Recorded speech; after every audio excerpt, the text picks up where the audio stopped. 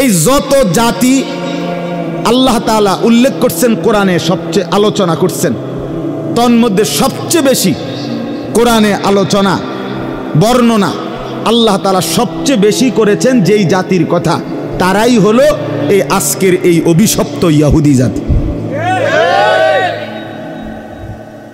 এই মালউন, এই ঘৃণিত, এই অভিশপ্ত ইহুদি জাতির কথা কোরআনে সবচেয়ে বেশি আলোচনা, কোরআনে সবচেয়ে বেশি আলোচনা। কত ভাবে, কত আন্দাজে আল্লাহ তাআলা এদের কথা উল্লেখ করছে, অনেক বেশি, অনেক বেশি, বারবার বারবার বারবার বারবার। পৃথিবীতে সবচেয়ে বেশি আল্লাহর সৃষ্টি যে জীবের মধ্যে, মানুষের মধ্যে সবচেয়ে বেশি অবাধ্য, সবচেয়ে বেশি দুষ্ট, সবচেয়ে বেশি হারামি, সবচেয়ে বেশি ইবলিস, শয়তান এই ইহুদি। ইহুদি এরা জঘন্য, এদের ইতিহাস আশ্চর্য। মানে এরা মানুষ এত শয়তানি কেমনে করে? ইবলিস আমার মনে বহুবার হয়তো তার নিজস্ব মিটিংয়ে আলোচনাও করছে যে কিরে বাবারে, কি আমি বেশি চালাক না তারা বেশি চালাক? হইতে পারে আর কি, মিটিং টিটিংয়ে তারা ফেসবুকে আসে নাই, আসলে হয়তো আমরা জানতাম। এত হারামি শয়তান, তাগতে বুদ্ধি নেয়। হ্যাঁ হ্যাঁ, শয়তান তাদের থেকে বুদ্ধি নেয়। এত ভয়ঙ্কর, দুর্ধর্ষ, এতটা শত্রুতা ভাবাপন্ন, হিংসুক, বিদ্বেষী, আক্রমণাত্মক জাতি এরা। হযরত ইয়াকুব আলাইহিস সালাম, আপনারা ওনার নাম শুনছেন না? ওই যে ইউসুফ আলাইহিস সালামের বাবা, এই ইয়াকুব আলাইহিস সালামের দুইটা নাম। একটা নাম হলো ইয়াকুব, যেটা আমরা বলি কোরআনের ভাষায়, আমরা ওনাকে ইয়াকুব নবী বলি। আরেকটা নাম আছে ওনার, সেই নামটা হলো ইসরাইল। ইসরাইল আলাইহিস সালাম, এটা ওনারই নাম। ইসরাইল অর্থ হলো আব্দুল্লাহ, আল্লাহর বান্দা। এটা হিব্রু ভাষার শব্দ। তো এই ইয়াকুব আলাইহিস সালামের সংক্ষেপ কথা হলো 12 জন সন্তান ছিল। কতজন? ওই যে 10 ভাই কূপে ফেলে দিছে, এরা 10 জন ইউসুফকে, আর ইউসুফ আর বিনিয়ামিন ওনারা 2 ভাই। এ কতজন হইল? 12। ইয়াকুব আলাইহিস সালামের এই 12 জন সন্তান পরবর্তীতে তাদের বংশধারা সামনে আগাইছে, তাদের আবার জিফুত হইছে না। এই ইয়াকুব আলাইহিস সালামের 12 সন্তানের বংশধরদেরকেই বলা হয় বনি ইসরাইল। কি বলে বলেন? ইসরাইলের সন্তানগণ, বংশধর মানে ইয়াকুব আলাইহিস সালামের বংশধর। আর এই 12 সন্তানের মধ্যে মনে করেন একটা নিয়ম, এক মার ঘরে 5 ফুট, তো একজন ফুতের জিফুত বেশি, আরগুলার কম, এরপরও আরো কমতে কমতে এক সময় এরারগুলো আর নাই, কিন্তু ও বেটারটা খুব আগাইছে, এমন হইতে পারে না? 12 সন্তানের মধ্যে ইয়াহুদা এই নামে একজন সন্তান ছিল। ইয়াহুদা তার নাম, বড় ভাই। এই যার পরামর্শে ইউসুফ আলাইহিস সালাম রে কূপে ফেলাইছে। উনি বলছিল যে ইউসুফকে তোমরা হত্যা করো না, কূপে ফেলাই দাও। তো কূপে ফেলাইছে। এই পরবর্তীতে বংশধর যখন বাড়তেছে, তখন এই ইয়াহুদা যে ভাইটা, তার বংশধর এই বনি ইসরাইলের মধ্যে সবচেয়ে বেশি বাড়ছে। অন্যগুলো কমতে কমতে এক সময় একদম সামান্য চলে আসছে, ও তার বংশধর যেহেতু বেশি, পরবর্তীতে বনি ইসরাইলরাই ইহুদি হিসাবে নামকরণ হয়ে গেছে। কথা বুঝছেন কিনা বলেন? যেহেতু এই ভাইয়ের বংশধর বেশি ছিল, এগোর ভিতরে বাকিরা ঢুকিয়া গেছে। এখন মনে করেন বাড়ি তো নাম কাজী বাড়ি, কিন্তু যেন মাঝিও তো থাকতে পারে, 2-1 কি আছে, মাঝিও আছে, বাকি হয়ে গেছেন সবার নামে কি কাজী বাড়ি, এরুমারি। এখন সবাই ইহুদি। তো এই ইহুদি এরাই বনি ইসরাইলের জাতি। আল্লাহ তাআলা হযরত ইয়াকুব আলাইহিস সালাম থেকে নিয়ে একটানা ঈসা নবী পর্যন্ত, আমাদের নবীর আগের জন পর্যন্ত প্রায় 1 লক্ষের চাইতে বেশি নবী রাসূল আল্লাহ তাআলা এই জাতিকে হেদায়েতের জন্য, এই জাতিকে সোজা রাস্তায় আনার জন্য, আল্লাহর দিকে ফিরাইবার জন্য যুগে যুগে পাঠাইছে। কত কত হাজার নবী, 1 লক্ষের চাইতে বেশি নবী। কিন্তু এই দুষ্টরা সর্বযুগে অল্প কিছু লোক, সামান্য হাজারে লাখে 2-4-5 জন ছাড়া বাকি সব সর্বযুগে তারা নবীদের সাথে এবং ইমানদারদের সাথে তারা দুষ্টমি, হারামি এবং নাফরমানি করে গেছে। অনুগত হয়েছে একদম অল্প কয়েকজন, বাকি সব সময় নাফরমান ছিল, নাফরমান ছিল। আপনার আজকে তো আপনারা ভয় পাচ্ছেন, দেখছেন ইসরায়েলের এই ইহুদিরা মুসলমান মারছে। আরে এই অসভ্য জাতি এতটা নির্মম, এতটা পাষণ্ড, এরা ইতিপূর্বে বনি ইসরায়েলের শত শত আল্লাহর নবীকে, আস্তার নবীরে জ্বালায় জবাই করে, একদম জবাই করে টুকরা করে ফেলছে। নবীকে বুঝেন নাই কথা?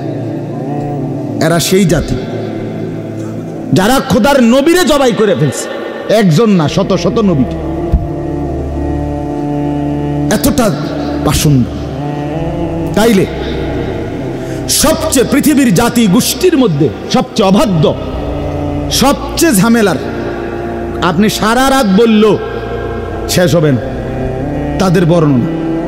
এত ভয়ঙ্কর, এত ভয়। একটা গাবি কোরবানি দিতে কইছে মুসা নবী, এইডারে জিঙ্গাইতো গিয়া গাবি এটা কিরকম, ছোট না বড়, এটা বাইত ফাইলুন না জঙ্গলে ফাইলছে, এটা কি পুরা সাদা না বৃত্তগদ্দুর দাগ হলে সারবো, মানে এইভাবে কইতে কইতে বলতে বলতে এটার ভিতরে রগ রেশা BS CS RS খতিয়ান টোয়াইয়া এসে আর এটা ফাইয়া না খুঁজছে।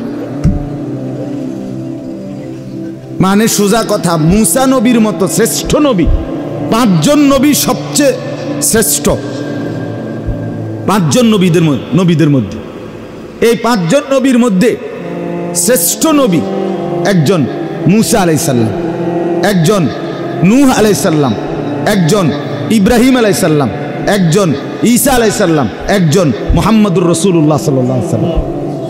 এই মুসা নবীর মতো নবী, ঈসা নবীর মতো নবী, এই দুজনই বনি ইসরাইলের নবী। মুসা নবী উলুল আজম নবী, যারে আপনার মালাকুল মউত পর্যন্ত ভয় পাইত, এমন নবীর নবী। এবারে এগরে চেষ্টা করছে ঠিক করতে, এরা ওনারে জ্বালাইয়া কইলা কইলা করে গেছে, একের কইলা বানাই লেছে। আপনারা শুনছেন না ওই যে নবীজি যে মেরাজে যখন 50 ওয়াক্ত নামাজ নিয়ে আসছে, তাহলে 6ষ্ঠ আসমানে মুসা নবী তো ওনারে আবার ফাটাইছে ফিরাইয়া। শুনছেন না এটা কি লেগা? মুসা নবী অল্প দুঃখে ফাটাইছে না। মিয়া আপনি 50 ওয়াক্ত লইয়া বাজ যাইতেছেন, কিও কোন আমি 2 ওয়াক্ত লইয়া আমার কলজা বুক মাটিত লাগিয়া গেছে, আমার কওম নামাজ পড়াইতে, আর আপনি 50 ওয়াক্ত লইয়া। আল্লাহ দোহাই মানুষ ছড়াই আইছি আমি। মুসা নবী এই জন্য 9 বার আল্লাহ নবী সাল্লাল্লাহু আলাইহি সাল্লামকে 9 বার ফেরত পাঠাইছে। কয়বার? ভাই আবার যান, ভাই আবার যান, আরো কমান, আরো কমান। পারতো না, আমি চিনি, আমি মানুষ চালাই আইছি, 1 নম্বর ডাকাত চালাইয়া আমি আইছি, এরকম অনেক কথা। তো এই বনি ইসরাইল, এই ইহুদি জাতি সর্বসময় কোরআনে আছে, ওই বলছে এই এলাকায় তোমরা সবাই মাথা নুয়ে এই শহরটার মধ্যে ঢুকো, মাথাটা নুয়াইয়া ঢুকো। হেরা কই না, মাথা নুয়াইয়া ঢুকতাম নাকি? কেমনে ঢুকবা? কামরাকে দোনো ঠ্যাং দিয়া এমনি বেকা হইয়া ঢুক না, এমনি ঢুকতো না। বুঝেন নাই কথা? মানে প্রত্যেক কথায় গাঁটতারামি করা, এটা তাদের স্বভাব ছিল। বলছে চলো আমার সাথে যুদ্ধ করো, মুসা নবীকে বলছে, কয় আমরা যুদ্ধ করবো, আগে আমরা একটু বই, আমনে আর আমনের খোদা মিল্লা দিয়ে শুরু করেন, আগে যদি গনায় তাহলে আমরা যাই। ইযহাব আনতা ওয়া রাব্বুকা ফাকাতিল। এই কোরআনের বর্ণনা। আপনারা দুজন আগে কি করেন? আপনারা আগে যুদ্ধ শুরু করে যদি আগাইতেন পারেন দেখি, তাইলে হয়তো যাইলাম, নাইলে আমরা ওদের বইয়া জিনিসটা চাই কি হয়। এই কোরআন মানে যেই কোনো কিছুতে যেটা বলতো এটাই উল্টা করত। এক লোক ছিল যে প্রত্যেক কথায় খানার দোষ ধরত, খাইয়া একদিন হেরে কইছে আজকে আমনে বাজার করবেন, করছে এবার বাজার আমনের সামনে মশলাপাতি দিয়া রান্দা হইব, এবার সামনে রাইখা রান্দা হয়েছে। সব করার পরে উনার পছন্দ মতো রান্না বান্না সব হইয়া উনি খাইছে। এখন জিজ্ঞেস আজকে কোনো অসুবিধা আসেনি? কয় না, এত ভালো ভালো না, এত ভালো ভালো না, ওই দৈন্তার না কেন ঠিক রাখছে। বুঝছেন নি? মানে এটা হলো একটা কথার কথা বললাম। এই ছিল জাতি বনি ইসরাইল, এই ইহুদি। যাই হোক ভাই, তাহলে একদিকে বললাম যারা নবীদের হত্যাকারী, যারা নবীদের উপরে ঈমান আনা মুমিনের আজকে না ঈমানদারকে হত্যাকারী, তারা সেই প্রথম থেকে ঈমানদারের খুন ঝরাইছে যারা, এই ডাকাত এই বেঈমান আজকে নতুন না, ইতিপূর্বে আল্লাহ তাআলা বলেন ওয়াবালাউনাহুম বিল হাসানাতি ওয়াস সাইয়্যাত লাআল্লাহুম ইয়ারজিউন। আমি পুরাটা তরজমা বলবো না, যেন ওইখান থেকে একটু কথা বলতেছি। আল্লাহ বলেন আমি তা করে সুখে রাখতে চাইছি, দুঃখ দিয়ে চাইছি, ওমা যেমনে দেই হেরায় তেরাই। কোরআনে আল্লাহ বলছে যে আমি তাদেরকে ধন সম্পদ দিছি বনি ইসরাইল ইহুদিদেরকে, দেওয়ার পরে তারা কি বলে জানেন? কোরআনে আল্লাহ বলছে, এবার বলে তারা ইন্নাল্লাহা ফাকিরুন ওয়া নাহনু আগনিয়া, আল্লাহ হইল ফকির, আমরা ধনী। হ্যাঁ, কোরআন। এরপরে আল্লাহ বলে তা করে অভাবে ফেলছি, একেবারে অভাব, ভিক্ষার থালা হাতে লইয়া লাইছে। কেউ এখন ভিক্ষা করো কা? ইয়াদুল্লাহি মাগলুলা, আল্লাহর হাত ছোট হয়ে গেছে, হেবাটার দ্বারে নাই দিব করতে। বুঝছেন আপনি কথাটা?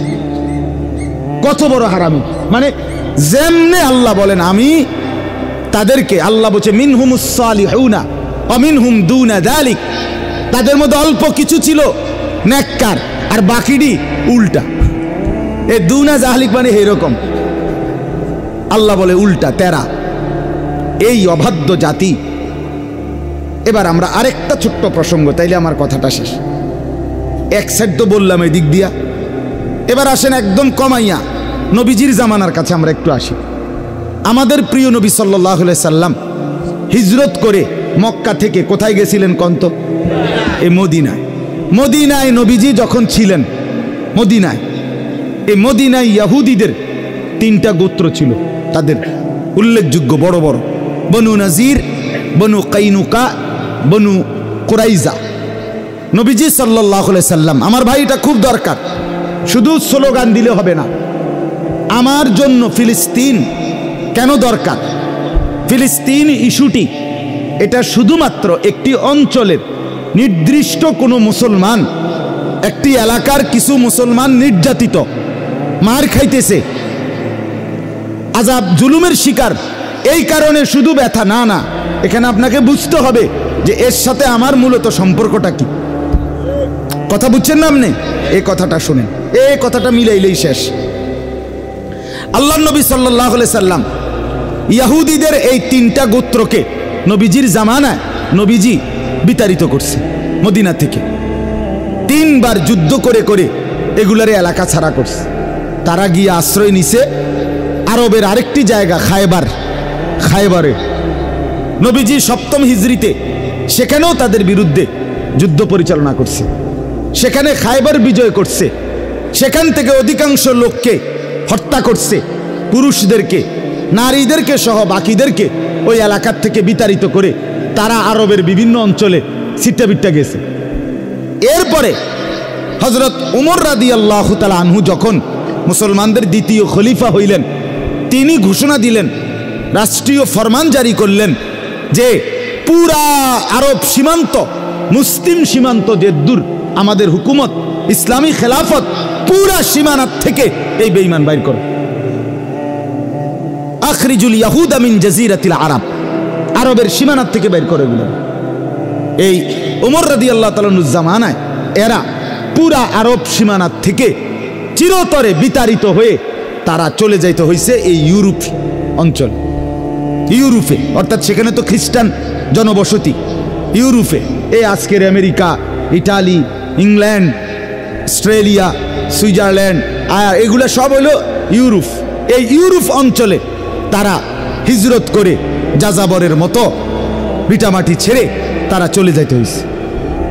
এই চলে যাওয়ার পরে দীর্ঘদিন যাবৎ তারা এভাবে ছন্ন ছাড়ার মতো বিভিন্ন জায়গায় উদ্বাস্তুর মতোই পড়েছিল। 1909 খ্রিস্টাব্দে সর্বপ্রথম মুসলিম খেলাফতের, উসমানী খেলাফত, তুর্কি খেলাফত, পৃথিবীতে মুসলমানদের 4টা খেলাফত প্রসিদ্ধ ছিল। একটা হলো খেলাফতে রাশেদা, 4 সাহাবীর খেলাফত, এরপরে হলো উমাইয়া খেলাফত, এরপরে হলো আব্বাসী খেলাফত, এরপরে হলো উসমানী খেলাফত, যেটারে তুর্কি খেলাফত কয়। এই উসমানী খেলাফত চূড়ান্তভাবে পতন হয়েছে 1920 খ্রিস্টাব্দে। যখন উসমানী খেলাফত, মুসলমানদের বিশ্বময় খেলাফত শেষ, মুসলিম খলিফা শেষ, তখন সারা পৃথিবী এবং মধ্যপ্রাচ্য, আরব বিশ্বে একটা জোয়ার উঠছে, সেকুলারিজমের জোয়ার। অর্থাৎ ইউরোপ থেকে একটা মতাদর্শ দিছে যে প্রত্যেক ধর্মের অনুসারী নিজ নিজ ধর্ম নিয়ে নিজের জায়গায় স্বাধীনভাবে চলবে, অন্য ধর্ম তার উপরে কোনো চাপাচাপি করবে না। এটারই বলে সেকুলারিজম, সেকুলারিস্ট, ধর্মনিরপেক্ষ মতবাদ। অর্থাৎ সবাই যার যার জায়গায় নিজ নিজ ধর্ম পালন করবে। এই প্রথম এইটা যখন 1920 সালে, 9 সালের পর থেকেই উসমানী খেলাফত যখন শেষ হয়েছে, তখন মিশর, সিরিয়া, ইরাক, ফিলিস্তিন এই অঞ্চলগুলোর যে শাসকরা তারা হয়েছে সেকুলার শাসক, যাদের মতবাদ ছিল ধর্মনিরপেক্ষ মতবাদ। অর্থাৎ যে কোনো ধর্মের অনুসারী আমাদের অঞ্চলে নিজ ধর্ম পালন করে থাকতে পারবে, কেউ কার উপরে জুলুম করা যাবে না, এই ছিল চিন্তা তাদের। এই সুযোগে এই সর্বপ্রথম তারা আপনার 1909 খ্রিস্টাব্দ থেকে পর থেকে তারা আপনার এই সেকুলার শাসকদের থেকে, ধর্মনিরপেক্ষ মতবাদের অনুসারী শাসকদের কাছ থেকে অনুমতি নিয়ে তারা বলছে, আমগরে এই বাইতুল মুকাদ্দাস জেরুজালেমের পাশে ফিলিস্তিনের অঞ্চলে আপনাদের বিশাল এলাকা পড়ে আছে, এমনি আমরা টাকা দিয়ে কিনমু, আমগরে কদ্দুর জায়গা বেচত কন জনগণকে, ওই মালিকদেরকে বেচলে আমরা কদ্দুর ঘর দুয়ার উড়াইয়া সনের ঘর টিনের ঘর কইরা কোনো রকম আমরা জীবনটা কাটাইতে পারবো। আমাদের তো বিশ্বের কোথাও কোনো জায়গা নাই, ঠিকানা নাই, আমগরে একটু আশ্রয় দিলে আমরা এই কোনাটা থাকবো কদ্দুর। তো এই সেকুলার শাসকরা বুঝে নাই, ওরা বলছে আচ্ছা ঠিক আছে থাকো, যেহেতু ধর্মনিরপেক্ষ মতবাদ, হেতে ধর্ম হইতে পালন করব। এই এক টানা 1909 থেকে 1947 পর্যন্ত কত বছর, কত 38, আচ্ছা এই 37 বছর, প্রায় 40 বছরের কাছাকাছি তারা এক টানা তখন সারা ইউরোপে যেখানে যেখানে তারা ছিল কৌশল করে করে তাদের লোকেরা তাদেরকে আইনা আইনা এখানকার মুসলমানদের থেকে জমি কিনছে। কিনতে কিনতে এইটার লগে আরো 4 শতক, 10 শতক, 20 শতক, 50 শতক, 100 শতক হাউজিং কোম্পানির মতো, কথা বুঝেন নাই, কিনতে থাকছে। কিনতে কিনতে কিনতে কিনতে কিনতে প্রায় 40 বছর শুধু জমিয়ে কিনছে, এবং এই তাদের লোকদেরকে আইনা আইনা আইনা আইনা আইনা আইনা আইনা গদ্দুয়ার করাইয়া এরা গেছে। 1947 সনে পৃথিবীময় ব্রিটিশ উপনিবেশবাদ, পৃথিবীর বিভিন্ন দেশে ব্রিটিশ সহ ইউরোপিয়ানদের যে যেখানে আপনার শাসন করত অঞ্চল এগুলো ছেড়ে দিছে। বিভিন্ন অঞ্চল, যেমন আমাদের এই হিন্দুস্তান, ভারতীয় উপমহাদেশে ব্রিটিশ চলে গেছে কত সালে, কথা বলেন না, 1947 সালে চলে গেছে, ছেড়ে দিছে আমাদের অঞ্চল।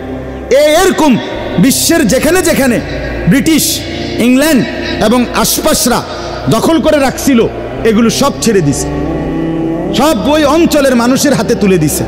এই তখন 1948 সালে সর্বপ্রথম এই দীর্ঘ 40 বছর যারা জমি কিনছে, গদ্দুয়ার কইরা মুসাফিরের মতো পড়ে আসিল, ভাব লইছে বেকুবের বাপ, কথা বুঝছেন কি না? এই 48 সালে একদিন হঠাৎ তারা সংঘবদ্ধ হয়ে তারা ইহুদিরা ঘোষণা দিছে, এই যে দূর জায়গা কিনছি আমরা এখানে, এটা আমগো দেশ। কথা বুঝছেন? এটা কি? আমরা দেশ। এই দেশের নাম ইসরাইল। ইসরাইল কার নাম এবার কোন তো? ইয়াকুব আলাইহিস সালামের নাম। ওহা, ভুলে গেছেন না? ইসরাইল কার নাম? এই তারা বলে যে আমরা তো ইসরাইলের বংশধর, ইয়াকুবের বংশধর, কাজে এই আমাদের এটা পিওর ইহুদি রাষ্ট্র। হায় হায়, কথা নাই, বার্তা নাই, আন্দোলন নাই, সংগ্রাম নাই, মিছিল নাই, মিটিং নাই, হ্যান্ডবিল নাই, পোস্টার নাই, মাইকিং নাই, কোনো কথাবার্তি নাই। তোমরা কইলা বলে এমনি থাকবে এনে, তোমরা এমনি অসহায়ের মতো এখন বলতেছো এটা তোমাদের দেশ। এটা তো মুসলমানদের ভূমি। কথা বুঝছেন কি না বলেন না? এটা কাদের ভূমি করে বলেন না? মুসলমানদের ভূমি। এটা সাহাবায়ে কেরামের বিজয় করা ভূমি। এই ফিলিস্তিনের এই জমিন, এই অঞ্চল পুরাটা বিজয় করার পিছনে রাসূলুল্লাহ সাল্লাল্লাহু আলাইহি সাল্লামের সাহাবীদের কলিজা ছেঁড়া অবদান আছে। আল্লাহর নবীর সাহাবী হযরত আবু উবায়দা, বেহেশতের সুসংবাদ প্রাপ্ত 10 জন সাহাবীর মধ্যে একজন আবু উবায়দা ইবনুল জাররাহ, ওনার ইন্তেকাল হয়েছে এই ফিলিস্তিনে। উনি ইন্তেকাল করছেন মহামারীতে, প্লেগ মহামারীতে শহীদ হয়েছেন এই ফিলিস্তিনে। হযরত আমর ইবনুল আস, হযরত শুরাহবিল ইবনে হাসানা, হযরত ইয়াজিদ ইবনে আবু সুফিয়ান, ওই মুআবিয়া রাদিয়াল্লাহু তাআলা আনহুর ছেলে ইয়াজিদ না, মানে আরেকজন সাহাবী আছে ইয়াজিদ ইবনে আবু সুফিয়ান, উনি মুআবিয়া ইবনে আবি সুফিয়ান রাদিয়াল্লাহু তাআলা আনহুম, ওনারা সব ফিলিস্তিন যোদ্ধা। ফিলিস্তিনের আজাদির জন্য ওনারা টানা যুদ্ধ করতে করতে হযরত আবু উবায়দার নেতৃত্বে ফিলিস্তিন যখন বিজয় হয়েছে, তখন মদিনা থেকে সরাসরি উটের পিঠে চড়ে আমাদের আমিরুল মুমিনিন খলিফাতুল মুসলিমিন হযরত ওমর এই ফিলিস্তিন গিয়ে মসজিদে আকসা বাইতুল মুকাদ্দাস এলাকায় গিয়ে নিজে ফিলিস্তিন ভূমির চূড়ান্ত কাগজ, বিজয়ের কাগজে সই দিয়েছে। তাহলে এটা তোদের আইলো কই থেকে এখানে? এ তো মুসলমানদের বিজয় করা জমিন, এ তো মুসলমানের ভূমি, সাহাবায়ে কেরামের রক্ত ছাড়া ভূমি। তুমি কইতেছো এটা তোমার দেশ আইলো কই থেকে? এ সেই থেকে আমার ভাই 1948 সাল থেকে আজকের এই 2023 পর্যন্ত আজকে 75 বছর। কত বছর আপনি গুনে দেখেন? 75 বছর ধরে ফিলিস্তিনের মুসলমান তাদের প্রাণের দাবি যে না, আমরা এই অঞ্চল ছাড়ব না। এ তো সাহাবীদের জমিন, এ তো মুসলমানের জমিন, এ তো ইসলামী ভূমি, এটা তো তোমাদের দেশ, তোমরা অধিকার রাখো না। সেই থেকে যুদ্ধ করছে, নিজেদের খুন দিতেছে, নিজেদের রক্ত ঝরাচ্ছে, কিন্তু বিনিময়ে দাবির থেকে এখনো ছাড়ছে না। যে সোজা কথা যে ইসরায়েলের এই অংশটা তোমরা যারা দখল করেছ, এটা তোমাদের দেশ হইতে পারে না, এটা তোমাদের রাষ্ট্র হইতে পারে না, এটা তোমাদের আলাদা ভূখণ্ড হইতে পারে না। তোমরা মুসলমানের অধীনে প্রজা হিসাবে, জিম্মি হিসাবে তোমরা থাকতে পারো, কিন্তু আলাদা স্বাধীন হিসাবে মাতবরি করতে এখানে পারো না। কথা বুঝছেন কি না বলেন? এই হলো দাবি। আচ্ছা, এখন এই শেষ কথা হইল আমাদের সম্পৃক্ততা কি? এটার সাথে আমাদের সম্পৃক্ততা কি? আমাদের সম্পৃক্ততা হইল এই ইহুদিদের ধর্ম গুরু যারা, এই কথাটা খেয়াল করেন, ইহুদিদের যারা ধর্মগুরু, পাদ্রী, রব্বি বলে তারা, রব্বি, আমরা যেরকম হুজুর কই, তারা হেগো হুজুর করে রব্বি কয়। তো এই রব্বি পাদ্রী যারা, তাদের ধর্মগুরু, তাদের কথা হলো ইহুদিদেরকে তারা বলে যে আমাদের টার্গেট ফিলিস্তিন দখল করা না, আমাদের টার্গেট এই অঞ্চল শুধু কায়েম করা না, আমাদের পূর্বপুরুষ এই এবার আবার কোন মদিনার থেকে রাসূলুল্লাহ সাল্লাল্লাহু আলাইহি সাল্লাম তাড়িয়ে দিছিলেন কয়টা ইহুদি গোত্রকে? তাদের দাবি, তাদের স্বপ্ন, তাদের ইচ্ছা, তাদের পরিকল্পনা, তাদের আকাঙ্ক্ষা যে আমাদেরকে, আমাদের পূর্বপুরুষ বাপ দাদারে মদিনার থেকে, ইয়াসরিব থেকে বের করে দিছে, আমরা সেখানে ছিলাম, কাজেই এই ফিলিস্তিনের ওই মাথা থেকে আরবের, সৌদি আরবের মদিনার এই ভূমি পর্যন্ত পুরা আরবের ভূমি, পুরা মুসলমানের জমিন দখল করা, এটাকে গ্রাস করা, এটা হলো তাদের স্বপ্ন, তাদের টার্গেট। মদিনা থেকে মুসলমানের অস্তিত্ব, মদিনা থেকে মোমেনের কলিজা, মোমেনের ঈমানের ধন, মোমেনের ভালোবাসার স্পন্দন নবী আকা নবী মুহাম্মদুর রাসূলুল্লাহ সাল্লাল্লাহু আলাইহি সাল্লামকে সরিয়ে দেওয়া। কথা বুঝছেন আপনি? এখানে ছিল তাদের বাপদাদা। আপনারা জানেন সুলতান নুরউদ্দিন জঙ্গি রাহমাতুল্লাহ আলাইহির জামানায় এই ইহুদিরা একবার নবী সাল্লাল্লাহু আলাইহি সাল্লামের লাশ মুবারক মদিনা থেকে রওজা পাক থেকে চুরি করার জন্য চেষ্টা করছিল কিনা বলেন? শুনেন নাই এই ঘটনা? কেন চুরি করলো, চেষ্টা করলো কেন? কারণ তাদের বিশ্বাস হলো এটা তাগো জমি। বুঝেন নাই আমার কথাটা?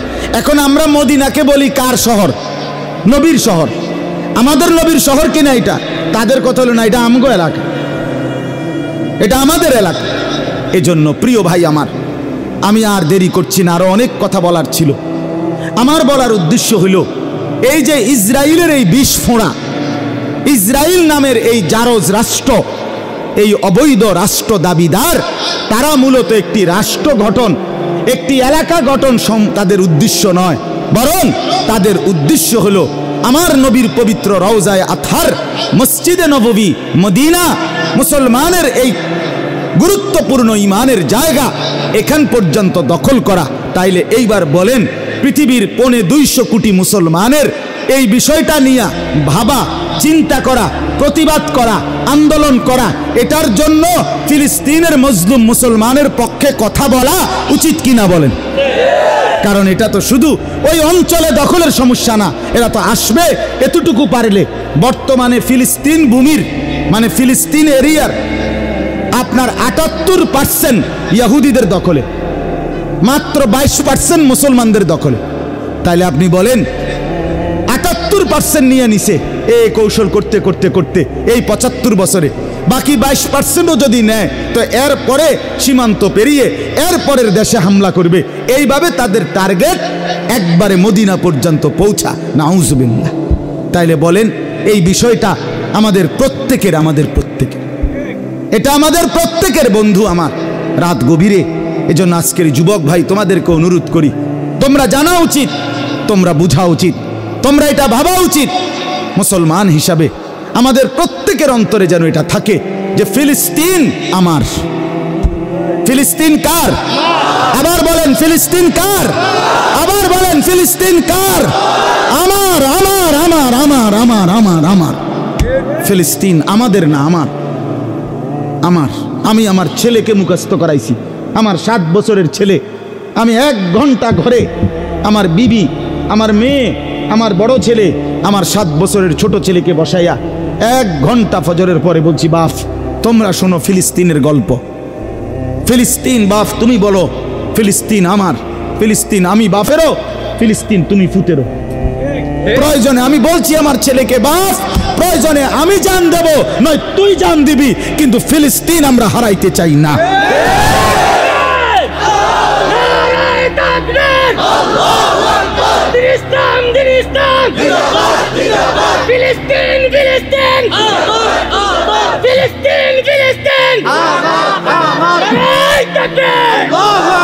অতএব বন্ধু আমার, জওয়ান ভাই, ফিলিস্তিন তোমার। এটা শুধুমাত্র অঞ্চলের সমস্যা না, এটা কিছু মুসলমান মারছে এটা সমস্যা না, এটার মধ্যে আমার ঈমান, এটার মধ্যে আমার রাসূলের মহব্বত, এটার মধ্যে আমার মদিনার অস্তিত্ব জড়িত, এটার মধ্যে আমার রওজা পাকের অস্তিত্ব জড়িত। এই খামখেয়ালি আমরা সারা পৃথিবীর মধ্যে ইহুদি মাত্র 1.5 কোটি। ইসরায়েলে ইহুদি কতজন? 92 লাখ। 92 লক্ষ, সর্বোচ্চ 92-93 লাখ ইহুদি হলো ইসরায়েলে। আপনি বলেন আমরা ঢাকা শহরের 1 কোণার মধ্যেই তো ফেরে রয়েছে 1 কোটি মানুষ, তাহলে তারা 1 কোটি না? কথা বুঝেন নাই? ইসরায়েলে ইহুদি কি 1 কোটি না? 1 কোটি না। আর সারা পৃথিবীতে মুসলমান কত কোটি? 250 কোটি। প্রায় 250 কোটি মুসলমান থাকতে 90-92 লাখ বেঈমান আমাদের অস্তিত্ব মিটাইয়ে দিবে, আমাদের মা রক্ত ভাসায় দিবে, আমাদের সন্তান ভাসায় দিবে, আমাদের হসপিটালের মধ্যে বোমা মেরে 500 নারী পুরুষ বাচ্চাকে রক্তে রঞ্জিত করে দিবে মুসলমানের যুবক। বিনিময়ে তুমি মোবাইল টিপবা, বিনিময়ে তুমি ইহুদির মতো চুল কাটবা, বিনিময়ে তুমি বেঈমানের মতো উলঙ্গ ছবি আর নর্তকীর নাচ আর ইহুদির ফান্দে পা দিবা। খোদার দোহাই বন্ধু আমার, রাত গভীরে আমি যদি আরেকবার বলতে নাও পারি, তারপরেও বললাম প্রিয় ভাই আমার, তোমরা যারা চুলগুলো তোমাদের এলোমেলো চুল, বড় চুল, তুমি যদি মুসলমান মায়ের দুধ খাইয়া থাকো, তোমার রক্তে যদি মুসলমানের রক্ত থাকে, আমি বললাম এটা ইহুদিদের চুলের কাটিং, ইহুদিদের চুলের কাটিং, ইহুদিদের চুলের কাটিং। যদি মার রক্ত খেয়ে থাকিস যুবক, তো আগামীকালে চুল কাইটা ফেলবি। যদি রক্তের মধ্যে ঈমান থাকে, যদি মার পবিত্র দুধ খাইয়া থাকো, আমি বললাম দুশ্মনের মতো আর আমরা হব না। বলেন ইনশাআল্লাহ, বলেন ইনশাআল্লাহ, হিম্মত করে বলেন ইনশাআল্লাহ। আল্লাহ তাআলা তৌফিক দান করেন। সর্বশেষ কথা হলো, আমি তর্জমা বলবো না, শুধু একটা আয়াত সূরা আরাফের 7 নম্বর সূরা 9 নম্বর পারায় একটা মজার কথা আছে। আল্লাহ তাআলা বলছেন, ইহুদিদের কথা বলতে বলতে আল্লাহ 167 নম্বর আয়াত সূরা আরাফের মধ্যে আল্লাহ কি বলছে জানেন? এটা শুনলাম না কলজা ঠান্ডা হয়ে যাবে। কইতাম এটা? হ্যাঁ হ্যাঁ, আল্লাহ বলছে ওয়া ইজ তাআযানা রাব্বুকা। আল্লাহ বলে, বন্ধু আমার একটা ঘোষণা শুনায়া দেন মানুষের। নবীকে বলছে আল্লাহ, কি ঘোষণা? লা ইয়াবাসান্না আলাইহিম ইলা ইয়াউমিল কিয়ামাহ। আমি আল্লাহ কিয়ামত পর্যন্ত ইহুদিদের বিরুদ্ধে পাঠাবো আমার মনোনীত ব্যক্তি গোষ্ঠী, আমি আল্লাহ পাঠাইবই। মাইয়াসুমুহুম সুআল আযাব, যারা ইহুদিদেরকে মর্মান্তিক শাস্তি দেবে, আযাব দেবে। আল্লাহ বলেন আমি পাঠাবো, ইহুদি শেষ করব। আল্লাহর ওয়াদা এটা। ইন্না রাব্বাকা লাসারিউল ইকাব। আল্লাহ বলেন নিশ্চয়ই আপনার রব দ্রুত প্রতিশোধ গ্রহণকারী। এটা আল্লাহর ওয়াদা। ইসরায়েল টিকবে না। ইসরায়েল কি হবে না বলেন? আরে 75 বছর না, যদি আরো 3-75, 4-75 তোরা বেঈমান, ওইখানে দখলদারি হস, দখলদার টিকে না। মূল জমিওয়ালা আদালতে মামলা চলতে চলতে 50 বছর পরে হলো, 70 বছর পরে হলো, মূল জমিওয়ালা জমি ফেরত পায়, দখলদার টিকে না। অতএব তোরা দখলদার, তোরা উচ্ছিষ্ট, তোরা জারজ রাষ্ট্র। এটা মুসলমানের ভূমি, আজ হোক কাল হোক, 75 বছর হোক আর 300 বছর পরে হোক আর 500 বছর পরে হোক, মুসলমানের জমিন মুসলমানকে ফেরত দিতেই হবে, দিতেই হবে, দিতেই হবে। সোজা হিসাব। আপনারা ঘাবড়াবেন না, দোয়া করেন কলিজা দিয়া, চোখের পানি ফেলে দোয়া করেন, নিজেদের জীবন সুন্দর করেন, আখলাক সুন্দর করেন, আর মজলুমের জন্য চোখের পানি ফেলে আল্লাহর কাছে বলেন, আল্লাহ আপনি আছেন, আপনি সাহায্যকারী, আপনি সহায়, আপনি আমাদের ভরসা। হাসবুনাল্লাহ, হাসবি আল্লাহ, আল্লাহই আমাদের জন্য যথেষ্ট। বিজয় ফিলিস্তিনের। বলেন বিজয় কার? পরাজয় কার? হারবে কে? জিতবে কে? জিতবে কে? হারবে কে? সোজা হিসাব। আল্লাহ তৌফিক দেন, আল্লাহ কবুল করেন। আল্লাহ আমার নওজোয়ান সাথীদেরকে হিম্মত দান করেন আগামীর পৃথিবী গড়ার জন্য, ইসলামের জন্য জান বাজি রাখার জন্য। যুবক তুমি তৈরি হও, ইনশাআল্লাহ মাহদী তোমাকে ডাকবে, তুমি মাহদীর পক্ষে লড়বে, দাজ্জালের বিরুদ্ধে লড়বে ইনশাআল্লাহ।